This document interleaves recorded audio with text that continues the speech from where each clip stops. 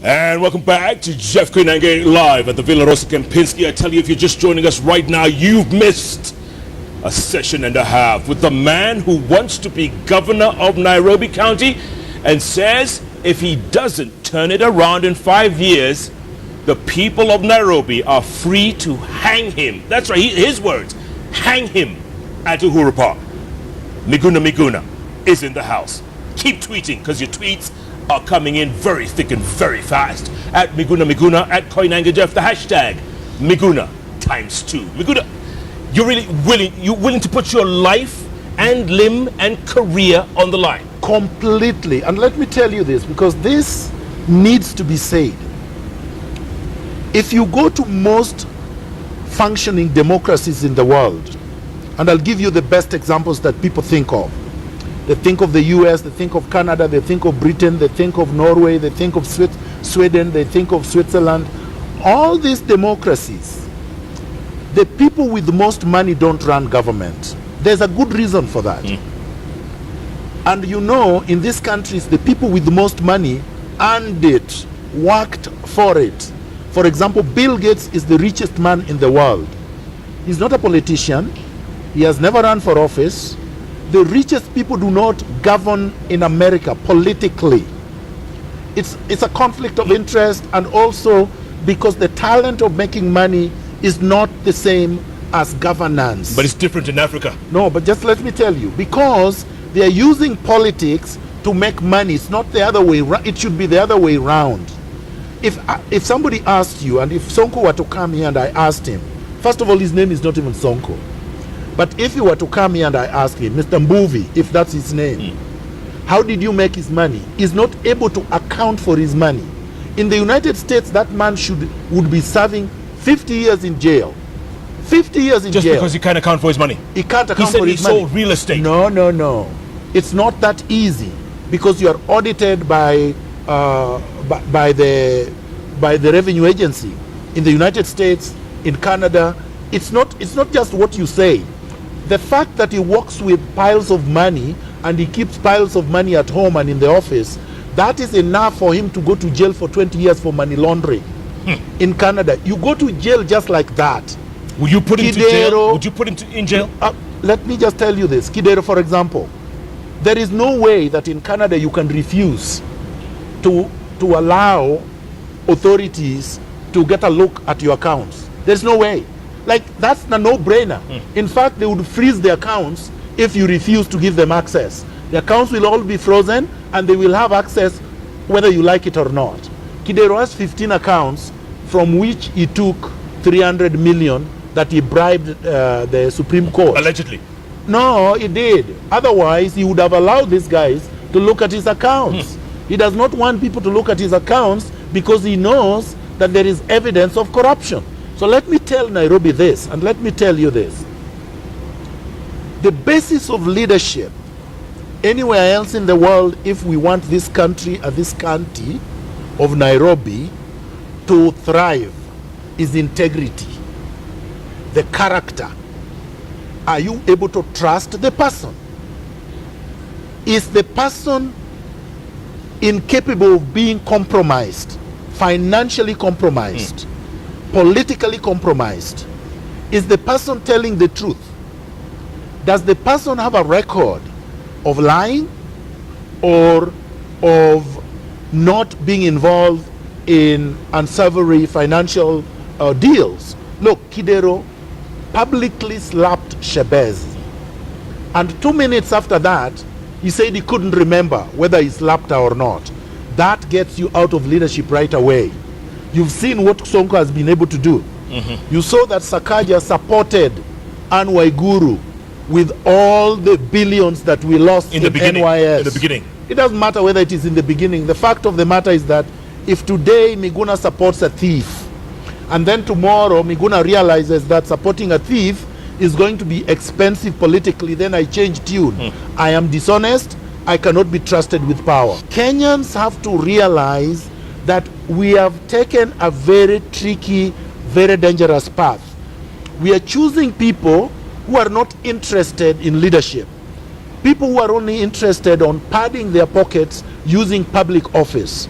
We are choosing people whose source of wealth is not known and mostly obtained through corruption. We are choosing people who have absolutely no interest in public service. People with no vision. Some of them have come to your bench and have said they're missionaries. They're not visionaries.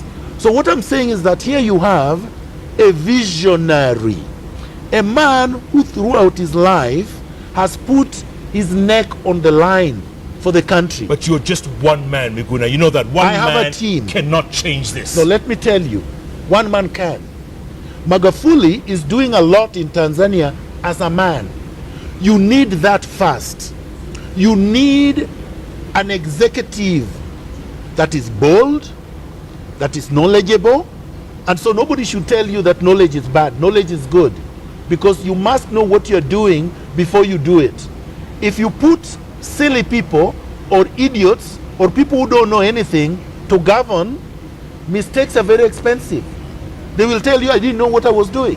So you have to put knowledgeable people, you have to put people with integrity, then you have to put people with a vision and a commitment to transformation. Miguna. When you have this combination, Yes. failure is not an option. But yeah, the hate level in this country has grown so high. yes. Your own people Yes. will reject you because of Who the are hate. my own people? Your own people. No, but when you say your own people, Yes. you see, I don't subscribe to that thinking. Because my own people could be what?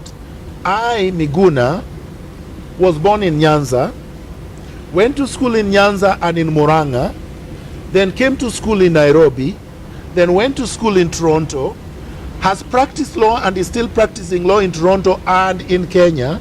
So who are my people? You can see a global character. A man who has published 6 books, highly rated. I read widely, I debate widely, I think every day, I don't drink, I don't smoke, I've never drunk, I've never smoked, I've never taken drugs, I'm sober 24 hours. Are these guys sober? One is drunk with theft, the other one is drunk with drugs, the other one is drunk with alcohol, the other one is chasing girls. I mean, you have a complete mashed potato of leaders confronting an honest, capable man. And you're telling me these Nairobians are so stupid, they are so gone, they are all zombies, they will not be able to distinguish a good leader from a bad one. Are you really telling me that? What I'm telling you is, this place, they vote not with their hearts, but with their stomachs. That is not true. And I'll give you a few examples, because these examples I've given. Do you remember this man who runs, who won in Kipkelion? Yes. Wesley. Yes, Wesley Kipkorir. Yes. Wesley Kipkorir. He won as an independent. Against who? Kutuny, right? Yes. Kutuny is now an advisor to the president. He won against Kutuny with all the machinery of URP, right? How did he win as an independent? Look at Serut in Mount Elgon. He also won as an independent, didn't he? Against who? Against Kapondi. Yes. Right? Fred Kapondi. Kapondi again Powerful was in man. URP. Yeah. Very powerful, was even a militiaman. He was even the head of a militia. So you are talking of these militias that don't even have militias. Like Sonko, where is his militia? It's just talk. It's in Huruma. It's Yeah, out there, okay, there fine. But I'm trying to tell you, Yes. some other people have won against militias. Then look at Murkomen. I have to give him as an example. Murkomen won as a senator against who? The total man. Baywat. A man with money you cannot count. Yes. Even if you started banning it today, it will not all be banned by the end of the year. He has money Sonko cannot count. He was defeated. By who? Murkomen. Murkomen was some teenager who did not have anything. Look at Ephraim Maina. A man who was campaigning with helicopters and distributing money all over. Yeah. He was defeated by who? By some Mickey Mouse guy. Look at Harun Mwau. Harun Mwau is the boss. He's called the boss. Yeah. Now, he's the boss of people like Sonko. These are his men who ran around working for him. And wasn't he defeated? I can go on and on. Now, let's look back in history, because I'm a good student of history. And this politics is for history. All right? In 1963, Jomo Kenyatta was released from prison. Somebody's smoking here and I don't like smell it too. Jomo Kenyatta was released from prison after he had come from abroad, from Britain, having been there for maybe 12, 15 years. He had no penny. He had no land. He had nothing. He was a prisoner. He came out and he was elected. No money, against the British Empire and machinery and money and the Home Guards. Tom Mboya was just a trade unionist, had nothing. Odinga was just a former school teacher. That group won. Why? Vision. Vision. I can give you examples after examples. Here in 2002, Kibaki was running for president, arraigned against Uhuru Kenyatta, the Kenyatta machinery with all the money. And Moi. Kibaki won. In 2005, Kibaki, having betrayed the so-called MOU, then went head-to-head with Raila Odinga. With the State House machinery, the state machinery, with all the money he would have acquired and the money men that were surrounding him, Raila beat him in a referendum. Correct. Money never wins an election. But Miguna, let's face it. No, and I'll go on because some of these people saying these things don't understand. Yeah, they're saying you have no money. If it was true that money wins an election, why is Raila running? He has money. Raila does not have even half of what Uhuru has. But he has money. No, but I'm saying, if money is what wins an election, Raila would have conceded to Uhuru now. He would have said Uhuru is going to win anyway because he has more money than me. Money never wins an election, and Raila does not give handouts. So how can people vote for him? They vote for him exactly for the same reason I'm saying they will vote for me. Vision. They say Raila went to jail, suffered for the country, fought for democracy, exactly what I fought for. So the thing is, we have to be logical, we have to respect history, we have to be reasonable. We cannot just spread the propaganda of the cartel, hoping that it will help the cartel. You, Mr. Koinange, who is my friend, don't help the cartel. But let me tell you this. Don't repeat their lies. Speaking of cartels, Miguna. Yes. If they're watching you right now, you are sending chills down their spines. I want to send chills in their balls. Miguna, they will kill you. They cannot They kill will me. kill Listen, you, Miguna. You are encouraging them to try. I am not. But let me tell you this. Jacob Juma the other day. Jacob Juma is not my caliber. Jacob Juma was a looter like them who disobeyed them. You know, it's like a mafia. They have a pact, all mafias. Then one goes against the Omata. Then they kill him. I'm not a member of the mafia. The mafia cannot kill a non-mafia. They do not know how to operate with a clean man. They don't know how I operate. They don't know where I sleep. They don't know who I relate to because I'm not a mafia. If a mafia, it's like David and Goliath. You see, Goliath was strong and big and huge. And he was using that thinking to fight a small, clean young man. So that he didn't know the young man is just going to take a stone. He was thinking the young man is going to confront him with the strength. The same thing that happened in the United States.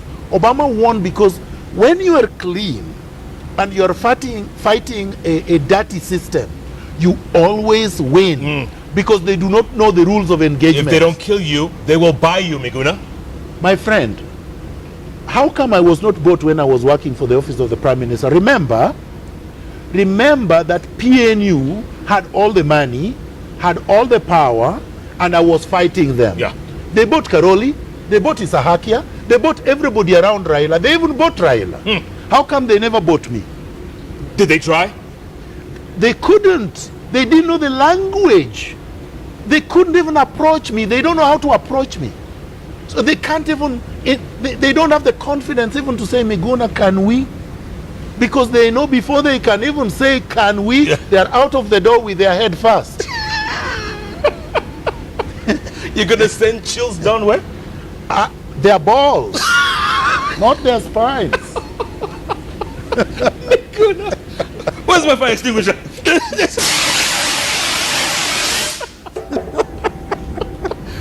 Miguna Miguna. Wow! I just felt a chill somewhere. Keep tweeting at Miguna Miguna, at Koinange Jeff, the hashtag Miguna ×2. This show, folks, tell someone who knows someone who missed this show, they better catch the repeat. Better yet, we got another section coming up after this break. Jeff Koinange live at the Villa Rosa Kempinski takes a break. We'll be back. Plenty more chills. Make that no chills. Back in a moment.